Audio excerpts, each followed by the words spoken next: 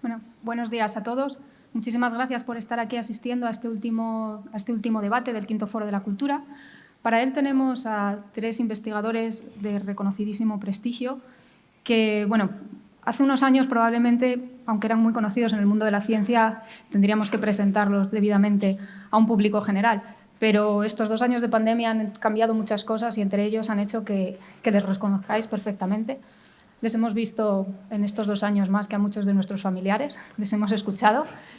Así que, bueno, brevemente, simplemente decir, contamos con el doctor Alfredo Corel, es catedrático en Inmunología en la Universidad de Valladolid, donde también es vicerrector de Innovación Docente y Transformación Digital. Aparte de toda su labor investigadora y docente, es también un gran divulgador científico, por lo que ha recibido varios premios. Así que nada, bienvenido, Alfredo. Gracias, Laura.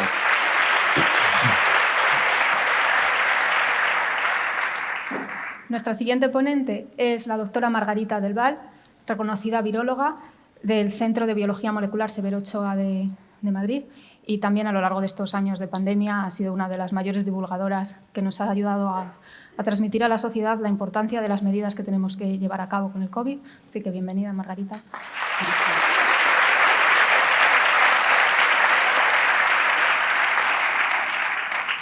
Y por último tenemos al doctor Mariano Esteban.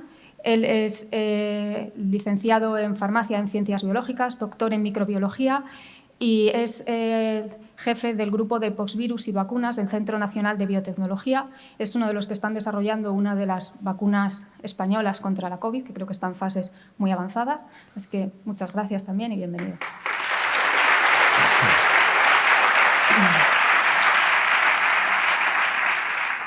Bueno, pues para esta mesa de diálogo, el tema que vamos a tratar es cuidamos al cuidador, y lo primero que queremos poner es el foco en quiénes son esos cuidadores. A todos lo primero que nos viene a la mente al hablar de cuidados es pensar en las madres, padres y abuelos que cuidan de los niños, los hijos que cuidan de sus padres mayores, por supuesto también de todos los sanitarios que se han dejado literalmente la vida en cuidarnos en esta pandemia, pero también hay un montón de cuidadores silenciados e invisibles, que casi no se les ha visto, y que son ellos, que son los científicos, que están luchando día a día, dejándose también la piel en los laboratorios por cuidarnos, por investigar cómo el virus entra en nuestras células, cómo nuestro sistema inmune responde a él, cómo desarrollar nuevas vacunas que nos protejan. Entonces, ellos son también cuidadores, los científicos son cuidadores, y de eso vamos a hablar, un poco de ciencia. Entonces, querría empezar preguntándoos, empezamos por ti, Alfredo, si quieres, si como parte de ese ejército de cuidadores, si tú te has sentido cuidado a lo largo de tu trayectoria como científico y si ha habido también algún cambio en estos años de pandemia. Bueno, los científicos nos hemos sentido poco cuidados o nos sentimos poco cuidados en general, y también tengo que decir que, salvo situaciones como las de la pandemia que han explotado en el año 2020, hemos estado muy encerrados también en nuestra casa. Hemos estado dentro de las universidades, dentro de los hospitales, dentro de los centros de investigación, una especie de torre de marfil, y era muy difícil que un científico diera un paso a la calle y divulgara y comunicara la ciencia a la sociedad. Esto ha sido una explosión, sin ninguna duda, en la pandemia, aunque previamente, durante los últimos años, ya hay un cierto movimiento de que la ciencia hay que divulgarla y que realmente la sociedad es la que ha pagado todo el conocimiento, toda mi formación, y por lo tanto yo le debo, estoy en deuda con la sociedad y tengo que salir a contarle lo que sé, ¿no? Entonces, ese movimiento existe, se ha visto muy impulsado en la pandemia y, bueno, luego, si queréis, hablamos de cuáles pueden ser las consecuencias de esto, que ojalá haya repercusiones. Pero volviendo al cuidado del científico, la sociedad no ha cuidado a los científicos previamente, porque la sociedad ha vivido, de modo general, de espaldas a la ciencia. Además, vivimos en un país que la cultura científica no se promueve desde las instituciones, ni siquiera desde la educación para la salud. Está muy poco trabajada, ni siquiera en nuestro sistema sanitario, en los colegios, en las universidades. Tenemos ahí un déficit y un caldo que yo creo que hay que trabajar mucho.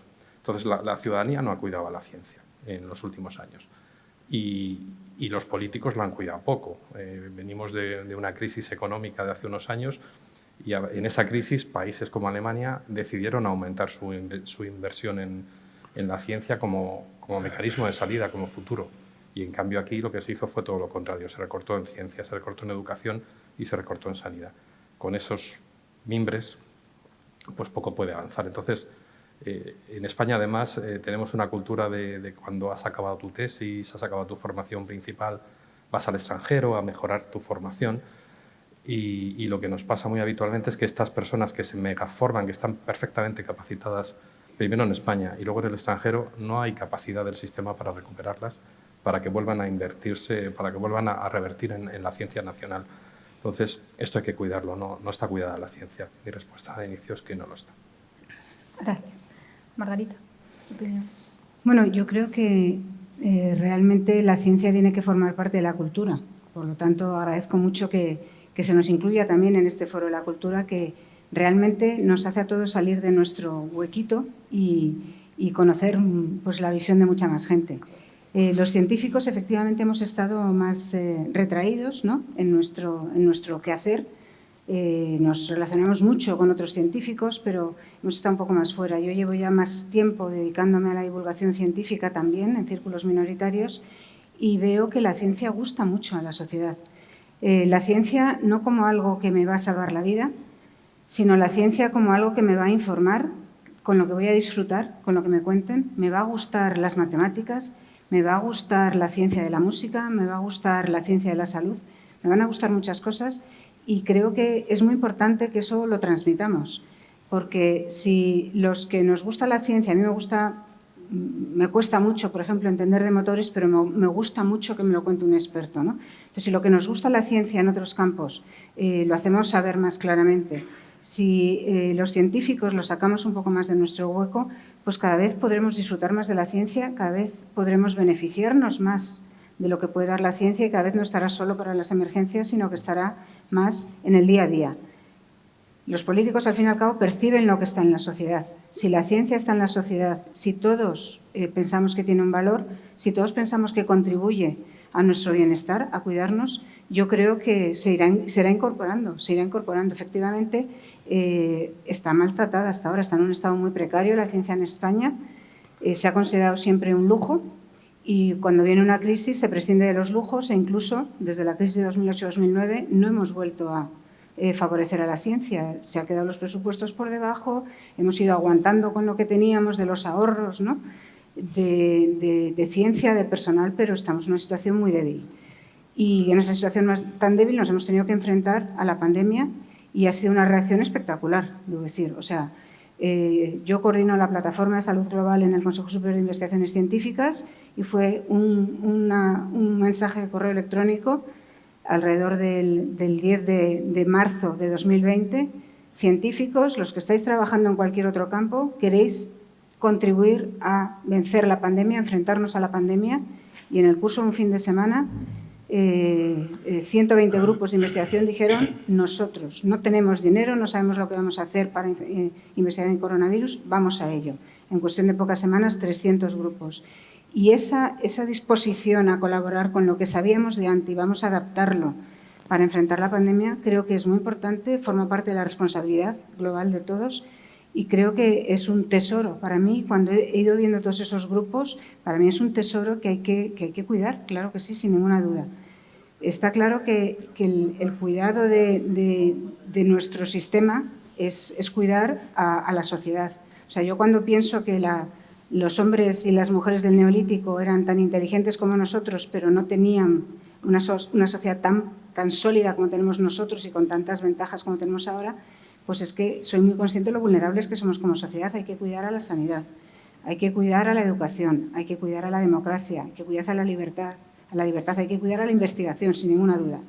Hay que cuidar a muchos aspectos, hay que cuidar a todos los cuidadores silenciosos que has dicho tú, ¿no?, tanto a nivel emocional como a nivel de condiciones laborales, como a tenerlos presentes, ¿no? Entonces, yo creo que sí, que tenemos que darnos cuenta de que somos un conjunto muy amplio y que la investigación, la ciencia contribuye a él y que tenemos que cuidarla, claro que sí. Muchas gracias, Margarita. Mariano. Pues yo quiero en primer lugar agradecer al Foro de Cultura. La verdad que estar aquí para mí es un gran honor. Soy de Villalón de Campos, es decir, cerquita, y me honra muchísimo estar en mi tierra con mis conciudadanos, motivados fundamentalmente por la ciencia como instrumento dentro de la cultura. La ciencia ha revolucionado la historia de la humanidad. Es decir, hemos progresado más en estos últimos 50 años, menos, que a lo largo de la historia de la humanidad. Y todo ha sido gracias a la ciencia. La ciencia está aquí para ayudar a la sociedad, es un compromiso. Y como se ha mencionado aquí, es precisamente la sociedad la que tiene la responsabilidad también de dirigir a nuestros gobernantes y a los que tienen esa responsabilidad de progreso de la propia sociedad, porque va en beneficio de todos. Hablamos de una pandemia como no había ocurrido con anterioridad, que nos pilló a todos desprevenidos. ¿Y qué ocurrió? Pues precisamente que nos tuvimos, aquellos que ya teníamos conocimiento acerca de abordar temas importantes, como es la producción de métodos de diagnóstico rápidos, de producción de antivirales, de producción de vacunas, que son los 3 pilares fundamentales en cualquier agente infeccioso.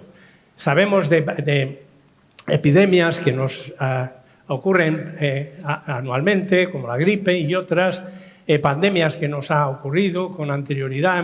Ya nos hemos olvidado de la del 18, la famosa y mal llamada gripe española, en el cual pues, produjo más de 50 millones, o algunos dicen 100 millones de muertes.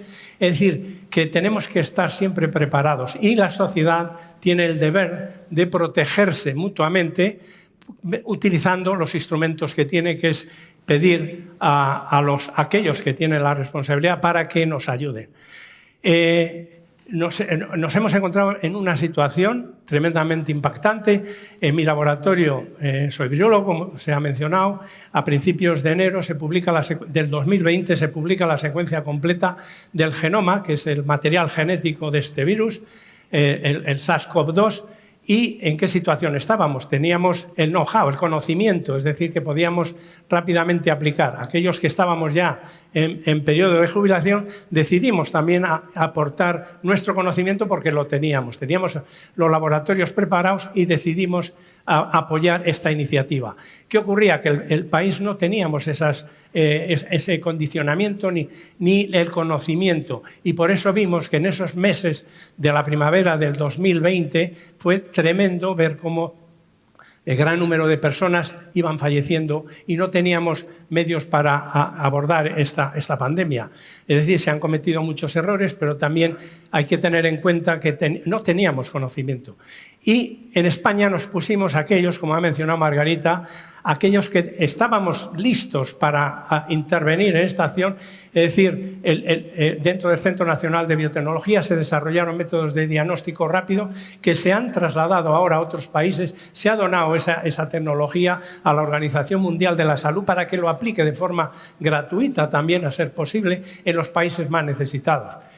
Se está trabajando intensamente también en vacunas, se está trabajando intensamente también en antivirales.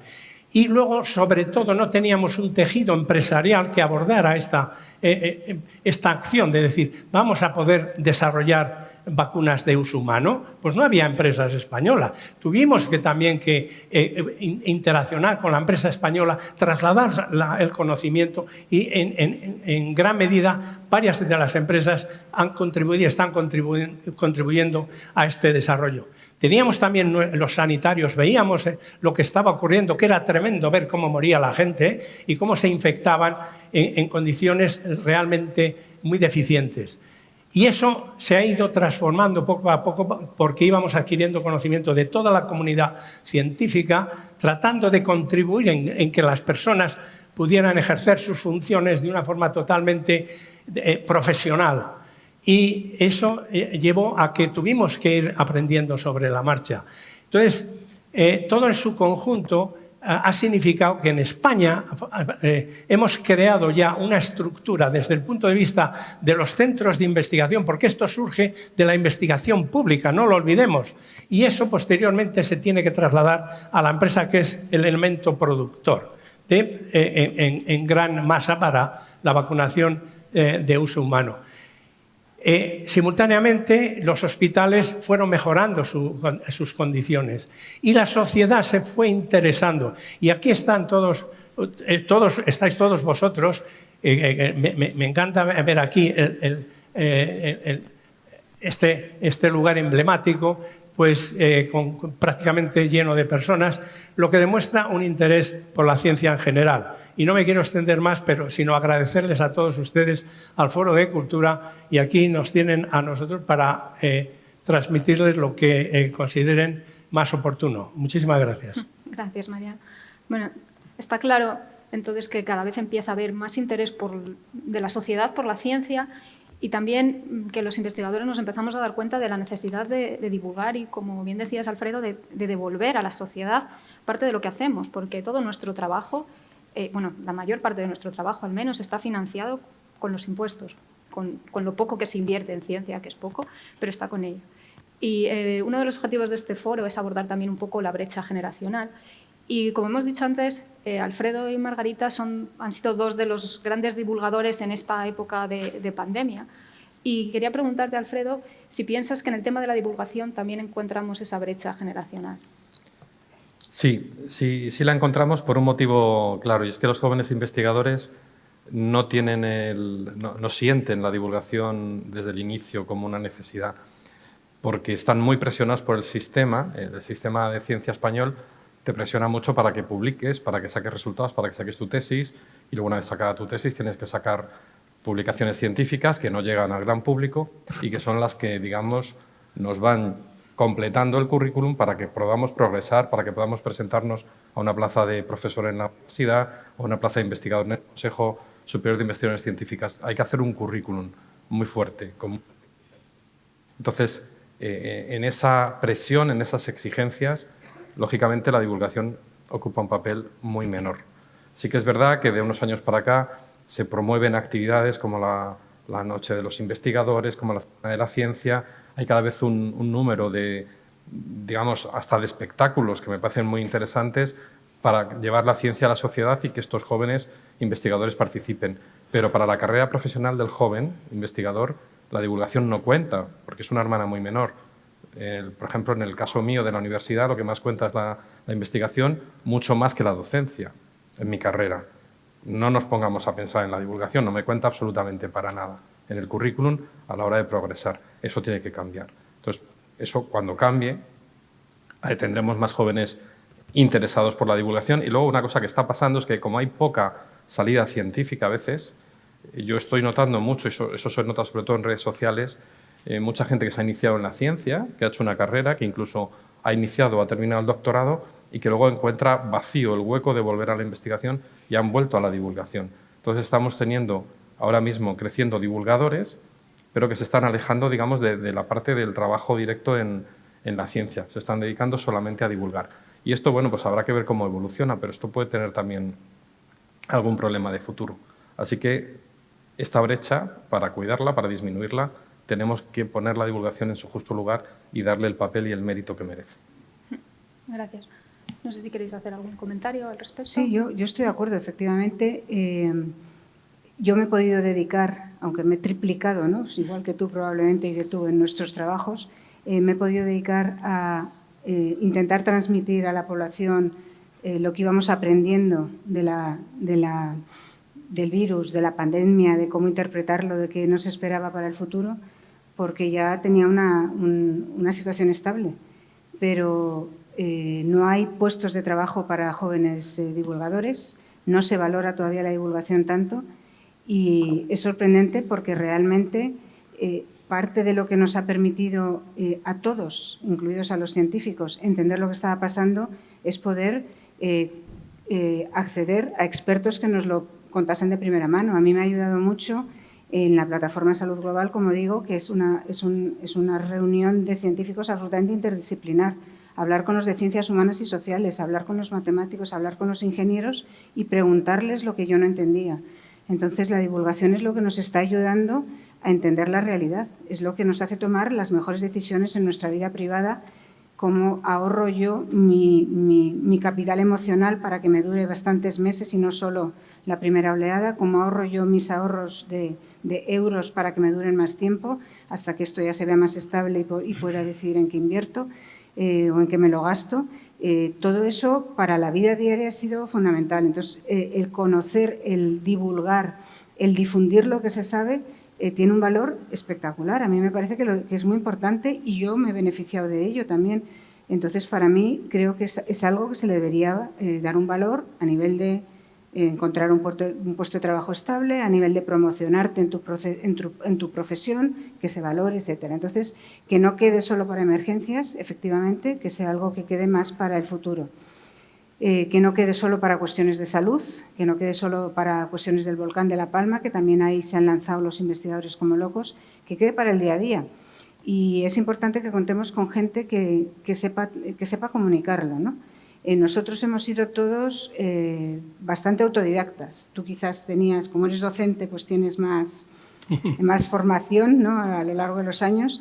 Pero es cierto que los científicos que habéis visto en los medios de comunicación, pues son científicos que conocíamos de los círculos de divulgación mucho más minoritarios. Nos habíamos encontrado en algún acto, en alguna semana de la ciencia, alguna vez, y son los que han podido lanzarse a comunicar. Los científicos, como todo el mundo, valemos para muchas cosas, pero valemos para unas cuantas, y hay algunas para las que no valemos nada. Hay científicos que son fantásticos en interaccionar con la industria y llevar sus descubrimientos a un desarrollo que se pueda comercializar, que se pueda vender y que sea útil para los usuarios de ese producto. Hay científicos que son maravillosos docentes, hay otros que son maravillosos gestores de las universidades. Tú debes de ser de todo, Alfredo. Pero hay otros que también entienden lo que hay que destilar, lo que hay que extraer de la ciencia, lo que hay que comunicar con rigor, cómo comunicarlo y qué es lo que se necesita saber. Y entonces a estos hay que cuidarlos especialmente. O sea, yo creo que es una inversión importante que hay que hacer y normalmente es mucho mejor que comunique la persona que tiene una experiencia de varios años en un campo concreto, porque será mucho más capaz de reaccionar y de valorar las cosas en perspectiva y con rigor. Eso es importante, pero por lo tanto necesitamos no que se dedique a divulgar una persona recién salida del horno, sino que tenga una formación, que haya adquirido una formación en el método científico, en pensamiento crítico, en tener contactos a quien preguntar, en poder ser ignorante en los campos y poder preguntar.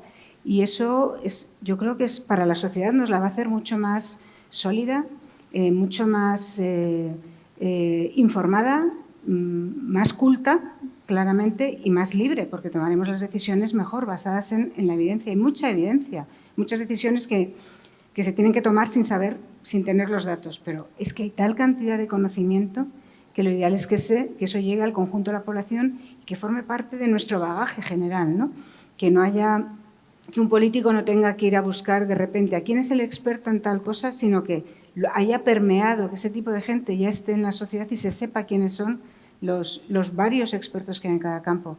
Es un campo que tenemos claramente que abonar, que cuidar, que regar y que verlo crecer y que irlo continuamente mejorando, ¿no? Poquito a poquito. No es algo que se diga, pues ahí queda y ya no le pongo esfuerzo.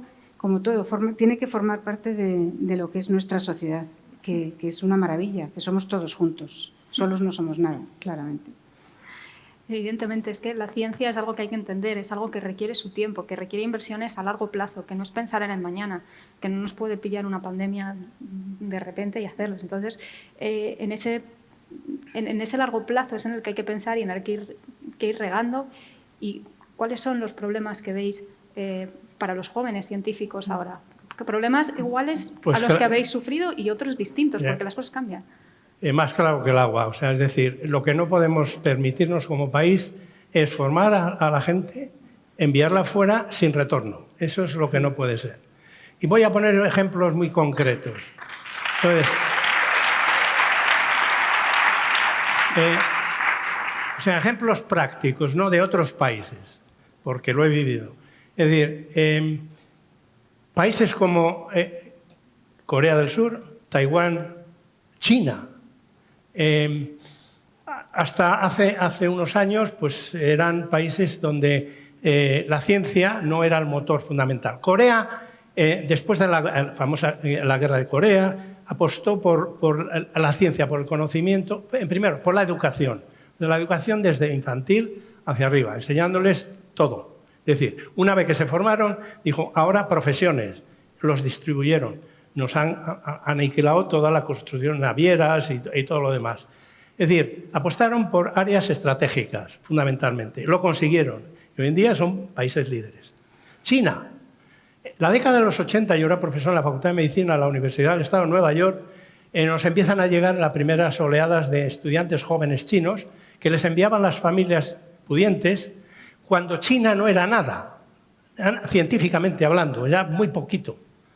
Y estos, el 100% prácticamente, 99.9%, yo creo que todos los que pasaron por universidades americanas, quiero hablar más de las americanas porque yo estaba allí, todos se quedaron. Yo formé varios y tenía estudiantes chinos que hicieron sus tesis doctorales y hoy en día son profesores y todo. Entonces, ¿qué hicieron? Una estrategia de formación fuera. Y a su vez estos se quedaron todos. A su vez fueron recibiendo posteriormente más estudiantes chinos. Y China crea un programa de recuperación. Y en cuestión de unos años, es que estoy hablando de la década de los 80, 90, 2000 y siguen. Y esto gradualmente han ido incorporando. Han apostado tremendamente por la ciencia y hoy en día, antes los trabajos que los científicos chinos te enviaban, entonces los tirabas a la papelera porque eran muy malos. Estaban en revistas donde recibías.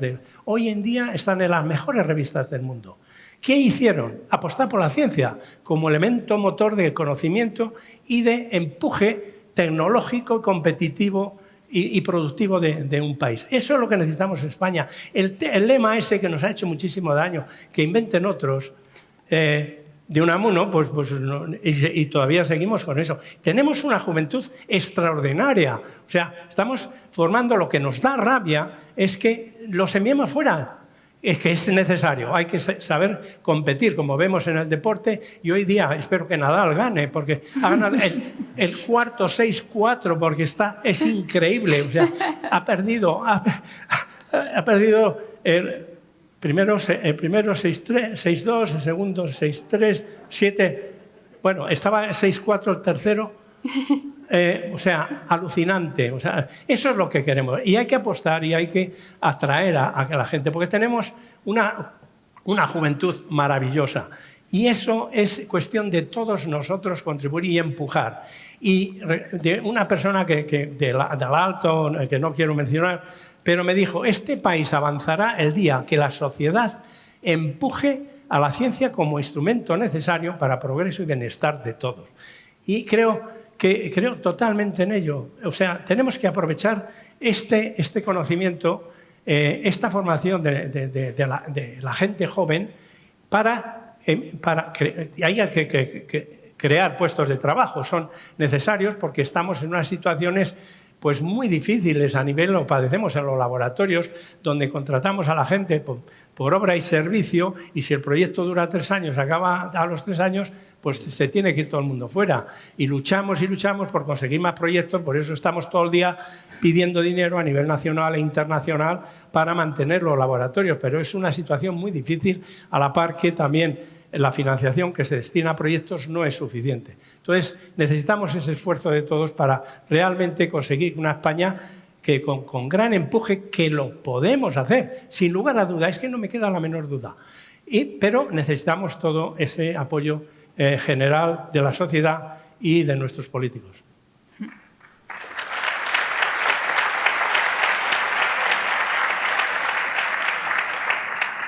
Muchas gracias. Está claro que no hay duda que el potencial lo tenemos. Antes estuve revisando las estadísticas, ocupamos el puesto 25 de los países del mundo en inversión en ciencia, pero en cuanto a publicaciones científicas ocupamos el puesto número 11. Es decir, sacamos bastante rendimiento con lo poco que tenemos. Pero hace falta más, hace falta estabilidad. ¿Y qué creéis que puede hacer falta para atraer a toda esa gente que se ha tenido que marchar fuera? Que, como bien decías, es necesario salir fuera, pero hay que volver a retornar todo ese dinero que se ha invertido en formarnos. ¿Qué pensáis? ¿Dónde estarían las claves para que la gente vuelva?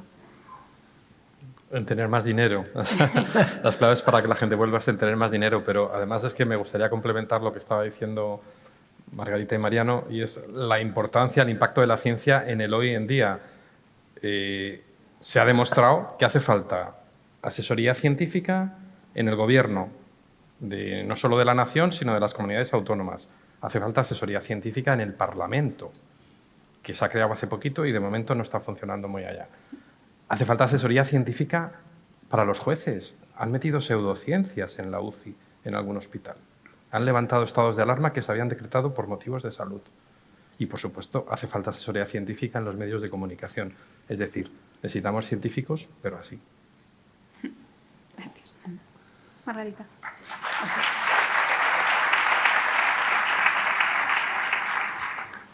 Sí, yo creo que los jóvenes lo que necesitan es tener una cierta visión de cuál puede ser la carrera científica. La carrera científica es muy competitiva, sin ninguna duda. Hay muchas cosas, hay muchos otros aspectos de la sociedad que también son competitivos, pero en ciencia pues tienes que intentar ser de los que en cada momento pues va haciendo la ciencia de mejor calidad. Pero tiene que haber una cierta garantía de que si yo lo hago bien, hay pasos detrás a los que yo puedo optar. A los que yo puedo optar, no que me lo den nada regalado, a los que yo puedo optar en competición con otros que pueden ser iguales, mejores, más adecuados en el momento concreto o menos adecuados. Y eso no lo hay, es decir, no hay una perspectiva de hay una carrera profesional en la que yo voy a competir, pero paso de esta primera fase que es hago un grado, hago un máster, hago una tesis y luego tengo distintas posibilidades. Prácticamente lo único que hay es la vía académica, como decías tú, hay que fijarse mucho en el currículum y es la vía académica, y la vía académica no está nada claramente dibujada. Nos cambian cada 10 años como es y la gente que había invertido en formarse de una manera determinada de repente se quedan solos, acaba de pasar ahora, ¿no? Se quedan descolocados, no pueden optar. Entonces hay que tener una cierta continuidad. Si yo trabajo bien, si soy razonablemente bueno, no tengo que ser el mejor, el 1% mejor que se quede 99 fuera, no. Tengo que ser razonablemente bueno, riguroso, buen científico, etcétera. Entonces voy a incorporarme al tejido científico. Tiene que haber más dinero para que haya más incorporación, tiene que haber más solidez. Pero luego es que hay muchas más carreras dentro de la ciencia que no se valoran. Hay científicos que podrían dedicarse fantásticamente a la docencia, hay científicos que podrían orientarse hacia la escuela. Es vital que desde la escuela no aprendamos muchísimos conocimientos científicos, sino que aprendamos a ser críticos, aprendamos a buscar esos conocimientos, aprendamos a entenderlos, aprendamos a saber a quién preguntar. O sea, no hay que meter muchos más conocimientos en la escuela, pero más científicos en la escuela sería buenos. Hay científicos que son buenos para divulgación, hay científicos que son magníficos para interaccionar con las empresas, hay científicos que se pueden dedicar a la política, estaría muy bien que conozcan los dos campos. Hay científicos que se deben dedicar a la gestión porque son espectaculares en gestionar y en saber cómo hay que hacerlo de una manera flexible. La gestión de la ciencia tiene que ser flexible, porque la ciencia, por definición, está trabajando en algo que no se conoce. Entonces, no puedo prever ahora lo que necesito dentro de 3 años, porque si lo preveo es que ya se sabe lo que es y entonces no es ciencia, es repetir lo que se está haciendo. Entonces, hay un montón de carreras derivadas de una formación científica que en España no las hay. En los países anglosajones lo hay mucho más, en Europa lo hay mucho más y hay un montón de personas que facilitan que todo el tejido funcione. Aquí tenemos, es como un árbol solo en la llanura que, claro, viene un viento y lo tira. Y estamos en esa situación, hay que tener pues, un bosque, hay que tener todo tipo de plantas bajas, matorral, árboles altos, árboles bajos, etc. Pues eso nos falta todavía. Sí. Bueno, y un aspecto muy importante es la incorporación de la mujer en la ciencia. ¿Qué ocurre? Que entran muy bien en las fases de formación, o sea, carreras, máster y luego doctorandos, pero hay un cuello de botella y es que luego en superior, es decir, ocupar cargos de responsabilidad, jefes de laboratorio, jefes de departamentos y catedráticos y demás, rectoras, hay un cuello de botella. Entonces, lo que hay que crear también es establecer sistemas que permitan que la mujer, porque claro, resulta en ciencia que si tú dices, ahora por maternidad y tal, me retiro, que es lo que ocurre en muchos casos, y me dedico a otra actividad, aunque pudiera ejercerla de una forma mucho mejor, pero debido a que no se facilita esa transición necesaria para que la mujer ocupe cargos de alta responsabilidad, pues eso es algo que también hay que crear ese tipo de facilitar al que la mujer se incorpore como jefas en una estructura que hasta ahora le está limitando. Y Y en ese sentido es fundamental, o sea, necesitamos, los laboratorios nos nutrimos de mujeres. Si tú analizas, mayoritariamente en el Centro Nacional de Biotecnología la proporción sea 60-40 o de ese orden. Pero después, posteriormente, para jefes de grupo y demás, pues hay una restricción precisamente por ese tema que hay que cuidar y hay que facilitar que la mujer se integre cada vez más a puestos de responsabilidad en la ciencia en general.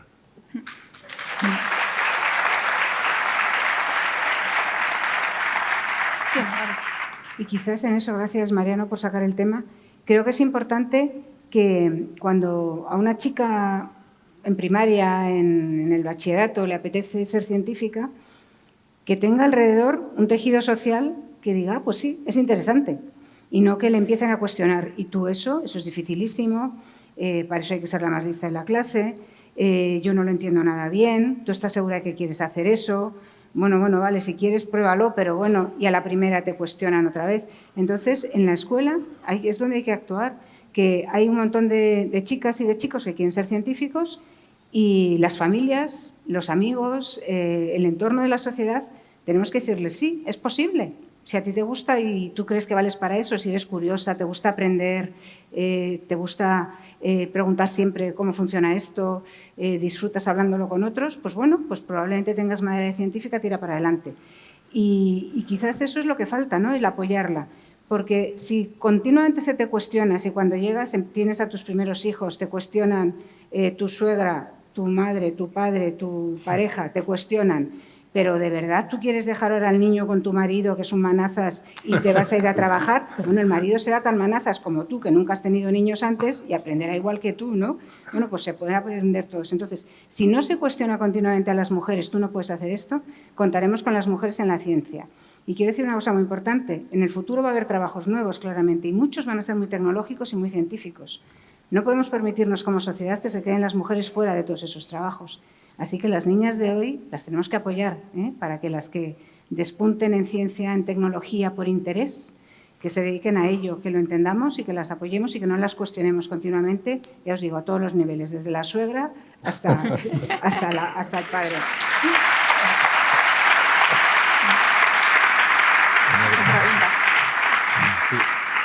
Me parece muy interesante el papel de los científicos llevando este tipo de mensajes a los colegios y que todo el entorno sea proclive a que la mujer avance y no se le pongan trabas, porque es lo que tú dices.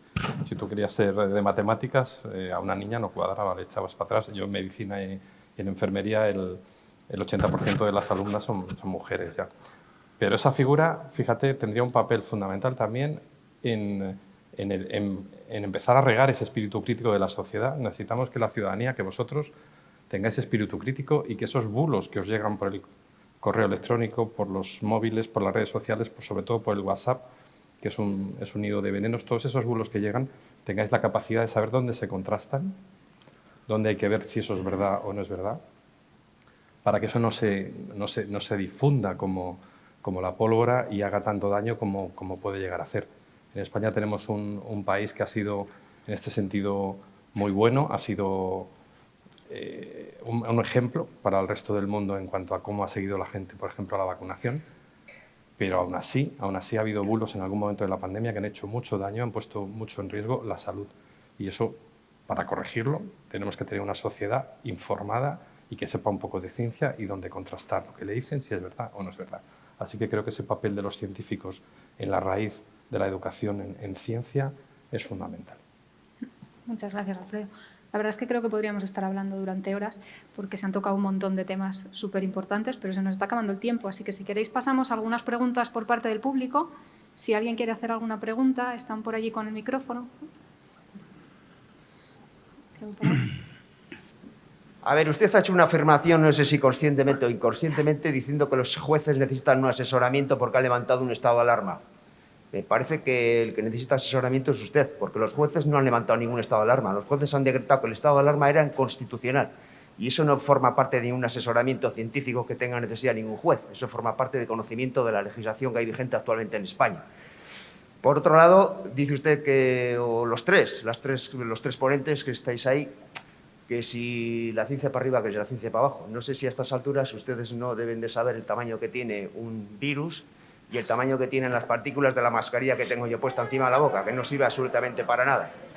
Entonces, no sé si desconocen que actualmente VAERS, que es una agencia norteamericana que recoge los fallecidos y los efectos colaterales de distintos tratamientos médicos, a día de hoy, en un periodo de un año, pues van 32.600 fallecidos, 20.240 fallecidos. En la agencia europea Eudravigilance son 20.244 y en la agencia inglesa son 1.800 personas, con lo cual sois 52.000 personas fallecidas y un tratamiento médico cuando hay 25 fallecidos se suspende. No sé qué tiene que decir eso la ciencia. Bueno, antes de que contestéis, si es que queréis contestar, lo que sí que os pediríamos es respeto, porque desde aquí estamos mostrando muchísimo respeto y me parece que la forma de plantear la pregunta, desde luego, no lo ha sido.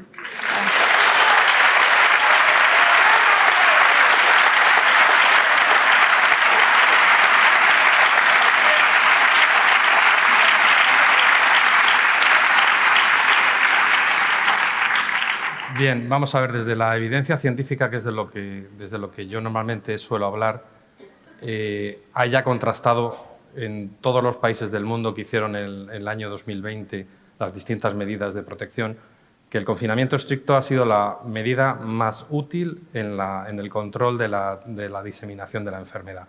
Seguida, eso está publicado científicamente, seguida de otras medidas como han sido las restricciones horarias en circulación o las restricciones en reuniones. A ver, un virus se transmite cuando hay contacto entre las personas. Cualquier medida que cierre el contacto entre las personas va a disminuir la transmisión. Otra cuestión ya es la que tendrán que ver los legisladores en cuestión de si hay una reglamentación o no hay una reglamentación. Pero esto es cierto.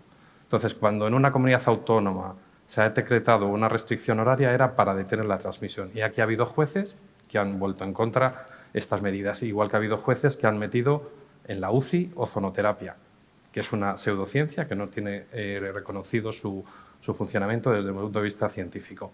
Y efectivamente hay un registro VAERS, pero todo esto hay que tener una cierta formación y lo siento decirlo así, pero para entender estas cosas hay que tener una cierta formación biosanitaria. El registro VAERS de posibles efectos adversos, claro que existe, igual que existe el europeo, igual que existe el del Reino Unido. Pero el que se registre ahí un posible efecto adverso no significa que la causa de ese efecto adverso sea la vacuna. Simplemente es una casualidad. Hay que demostrar la causalidad. Y eso, bueno, pues todavía hay que estudiar mucho más y los médicos y los científicos tendrán que estudiar para saberlo. No hay ese número... No.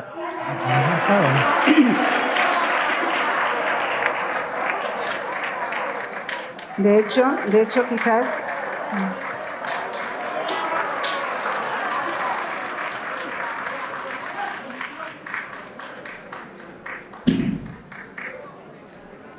De hecho, quizás recordar que las personas que tienen sospecha de algún efecto adverso se ha pedido especialmente que lo reporten. Son sospechas, pueden ser casualidades, efectivamente, pero se pide desde todas las agencias del medicamento, se pide que, por favor, quien tenga una sospecha, que la documente, que la reporte para que la puedan estudiar, porque solo conociendo lo que cada uno reporta individualmente y se junte con los de todos los demás, se podrán detectar efectos adversos reales que pueden ser muy poco frecuentes, como por suerte es lo que hemos tenido hasta ahora, y hay que contrastarlo con todo lo que está ocurriendo. Pero las sospechas son solo sospechas. El número sea alto es un indicador de la salud del sistema, de que podemos reportarlas, pero no quiere decir que sean realmente causadas por las vacunas, por los tratamientos, etcétera. O sea que sí, si tenéis alguna duda, reportarla, pero eso no cuenta como un efecto adverso real. Puede haber sido por casualidad, o sea que eso hay que hacerlo. Y un aspecto importante a considerar es que en la historia nunca se ha hecho un seguimiento tan estricto y tan numeroso como ha ocurrido ahora. Hay que tener en cuenta que esta pandemia ha afectado a todos los países. Y el programa de vacunación masivo que se está haciendo nunca había ocurrido con anterioridad. Si nos remontamos a una anterior pandemia, bueno, que existía ya durante siglos, que era la viruela, se hizo también una vacunación masiva, no como ahora, porque no afectaba a todos los países del mundo. Y en cuestión de unos años, la Organización Mundial de la Salud, en 1980, decreta la erradicación de esta enfermedad, la única que hemos erradicado del planeta, que producía una mortalidad del 30% de la población. Ahora, miles y miles de millones de personas han sido seguidas analizando todo lo que el proceso que conlleva para la vacunación, a efectos potenciales, efectos adversos, con una incidencia mínima. Ningún medicamento se ha analizado en tanta gente. Si lo haces hoy en día con la aspirina, seguro que la aspirina lo tiran del mercado. Es decir, que hay que ser realistas desde el punto de vista de lo que esta pandemia supone para la seguridad de la sociedad en general, totalmente contrastando que la vacunación es segura en la población. Y eso se basa en datos estadísticos y en seguimiento de miles de millones de prácticamente la humanidad entera se está siguiendo a lo largo de esta pandemia con personas, sobre todo en los países más avanzados. Desgraciadamente, los países con mayor necesidad están todavía por debajo de las tasas de vacunación necesarias, que se pretende alcanzar al menos el 70 al 80% de vacunación para que tengamos el control. Pero vuelvo a insistir que nunca se ha hecho en la historia de la humanidad un seguimiento tan escrupuloso, tan exhausto como se está haciendo ahora con esta pandemia.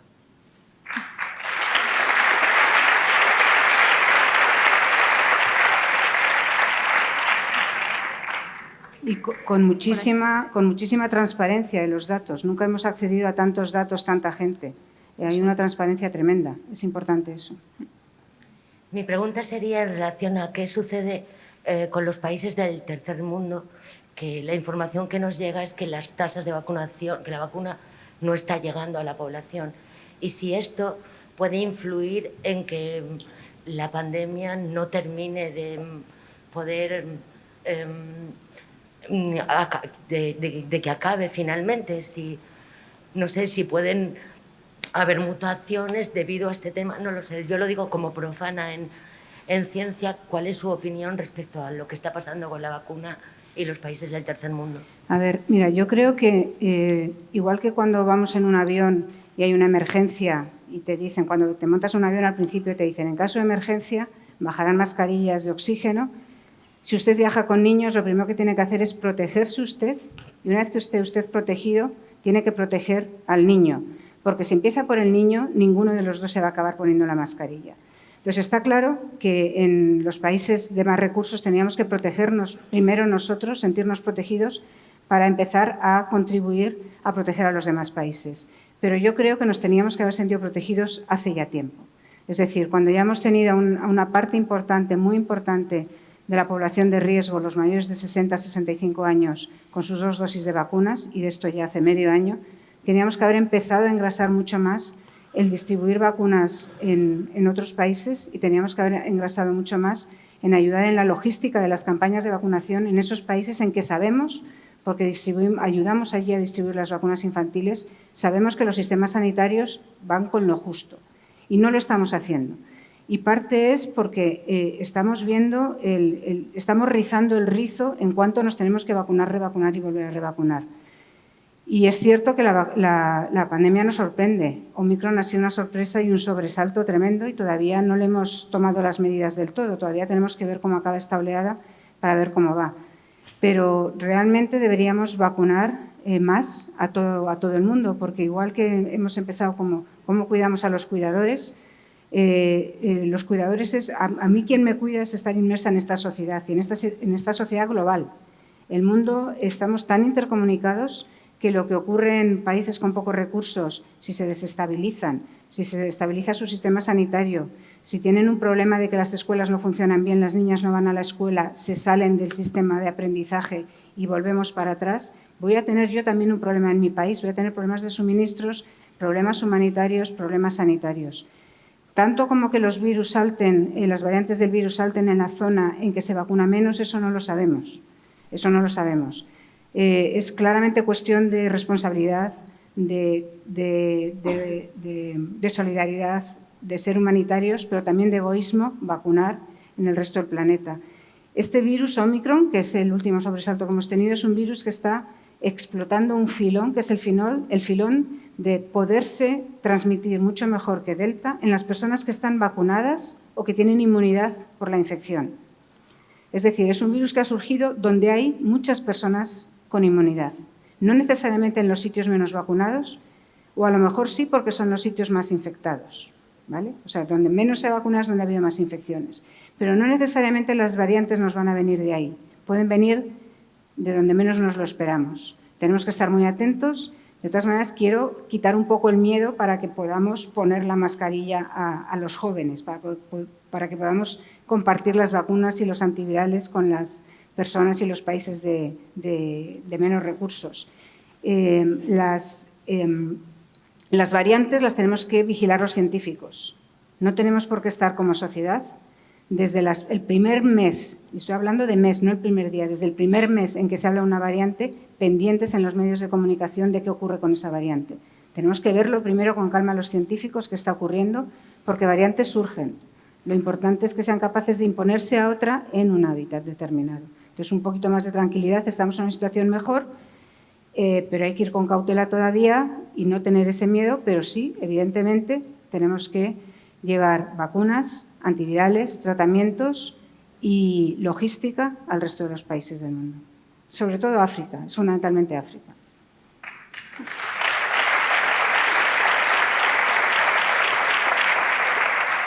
Vale, creo que nos da tiempo a una última pregunta. Muchísimas gracias.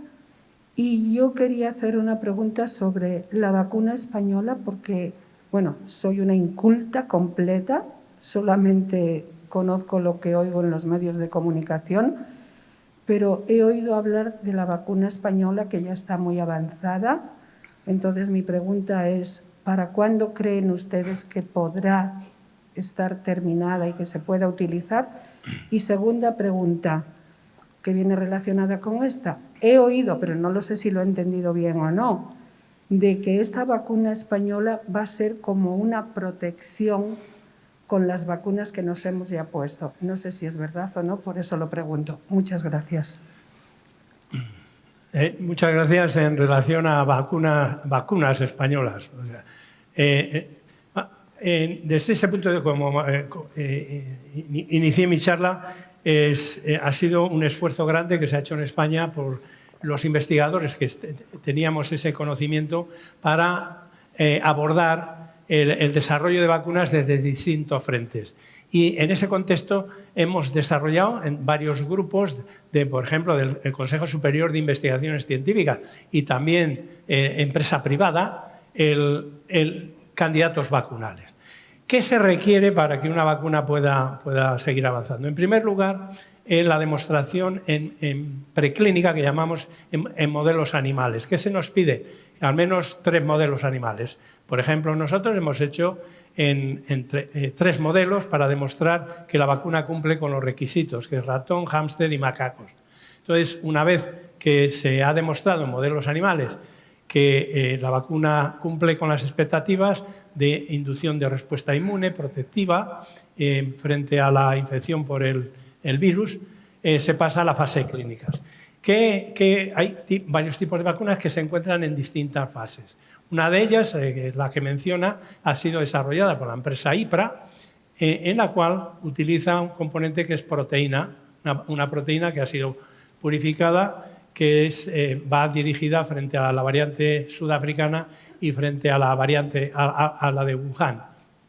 Y ellos están haciendo ahora fase clínica, han hecho fase 1, están en fase 2 y quieren llevar a una fase 3. Pero en este proceso se requiere la autorización de las agencias reguladoras. En España tenemos la Agencia Española de Medicamento que ha aprobado el que esa vacuna siga avanzando. La empresa ha pedido también que esa vacuna se pueda administrar de una forma también es decir, en las personas que han sido vacunadas con cualquiera de las vacunas, mayoritariamente las vacunas de mRNA, se le pueda dar otra dosis con esta vacuna, pero eso lo tendrán que aprobar luego la Agencia Europea del Medicamento. Y en esa situación, es decir, tenemos varias vacunas que están basadas, una llamamos vacuna esterilizante por el profesor Luis Enjuanes del Centro Nacional de Biotecnología, que pretende que no ocurra como se está pasando ahora con las vacunas actuales, en las cuales los individuos que han sido vacunados ya, inclusive con 3 dosis, luego puede ser infectado, pero claro, el grado de infección no avanza, es decir, es más leve generalmente. Luego hay otra vacuna también basada en ácido nucleico, que es del profesor Vicente Lárraga, otra vacuna basada en otro virus atenuado que se utilizó en la erradicación de la viruela, que es la desarrollada por nuestro laboratorio, con la finalidad de que induzca una inmunidad más duradera de que las vacunas actuales. Es decir, que la vacuna española, yo habría vacunas españolas, se encuentran en distintos estadios. Y eso es muy importante, tenerlo en cuenta y no considerar, bueno, esa vacuna no llega porque tal. Es decir, este es un proceso y un esfuerzo conjunto de todos con una finalidad que es proteger a la sociedad frente a la infección. Y que estas vacunas actuales, que son de primera generación, se van a ver posteriormente con otras vacunas que están saliendo también de segunda generación y así sucesivamente, porque tienen que llegar las vacunas a todos los países del mundo. Como se ha hablado anteriormente, África es el continente olvidado, es decir, donde todavía el porcentaje de vacunación es muy bajo comparado con Europa o América o Canadá y demás. Y entonces, creo que es un esfuerzo de España y está muy bien que se hable de vacuna española porque es una forma también de que nosotros mismos tengamos confianza de que nuestros científicos, nuestras empresas pueden abordar este tema con confianza. Hablé al principio de decir que hemos establecido esa estructura, ciencia, los científicos desarrollan candidatos vacunales. La empresa lo desarrolla. Luego las agencias reguladoras te autorizan para que hagas ensayo clínico y esos ensayos clínicos se hacen en hospitales, con los cuales hemos establecido toda esta estructura para que España pueda abordar de cara al futuro cualquier pandemia o epidemia que pueda surgir y estemos mucho mejor preparados, como también nos ocurrió cuando aparecieron casos de ébola. Es decir, y nos asustamos porque no teníamos una infraestructura ni centros donde colocar a las personas que hubieran sido infectadas. Es decir, confianza en las vacunas españolas, pero considerando que este es un esfuerzo gradual, que no quiere decir que seamos, porque la apuesta no es la misma, la de Pfizer o la de grandes multinacionales, que la que estamos haciendo en España, pero competimos igualmente nosotros. Este mes salen 2 artículos publicados en muy buenas revistas internacionales de nuestro grupo de investigación. Hemos ido publicando a lo largo de este año, desde el 2021, una serie de artículos que es donde se demuestra y la comunidad científica acredita que ese trabajo es relevante para el campo en general. O sea, confianza. Punto importante. Gracias.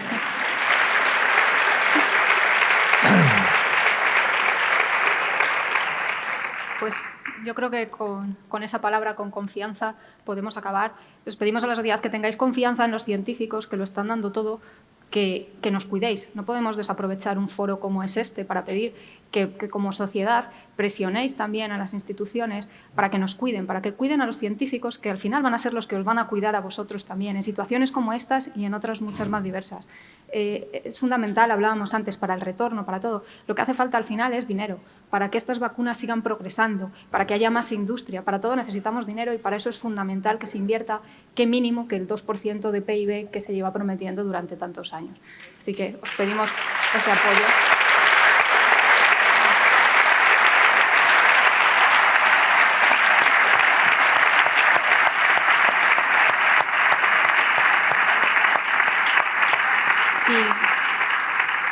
Y bueno, quedan un montón de temas que podríamos estar tratando, pero el tiempo se nos ha acabado, así que tendrá que ser para futuros foros, futuras ocasiones. Y ahora simplemente quería dar las gracias a todo el público asistente, a los ponentes por toda su disposición. Sabíamos de sobra, estábamos avisados que faltas de respeto como la que han ocurrido podían ocurrir, aún así ellos han dicho que querían preguntas del público, que querían que participarais, porque, por supuesto, porque tenemos que estar en contacto científicos y sociedad. Ellos lo tienen clarísimo, no tenían ningún inconveniente en contestar, como habéis visto, a ninguna de las preguntas. Por eso os quiero dar también las gracias. Y de parte de toda la organización también han pedido que dé las gracias a todos los asistentes, a todos los ponentes, a toda la organización, que han permitido que este quinto foro de la cultura fuera una realidad y que haya sido un éxito. Y pediros que, por favor, ahora no abandonéis la sala, porque como clausura del foro vais a disfrutar de un espectáculo titulado Semillas, de la nave Senior, que es sobre el paso del tiempo. Así que simplemente que continuéis aquí.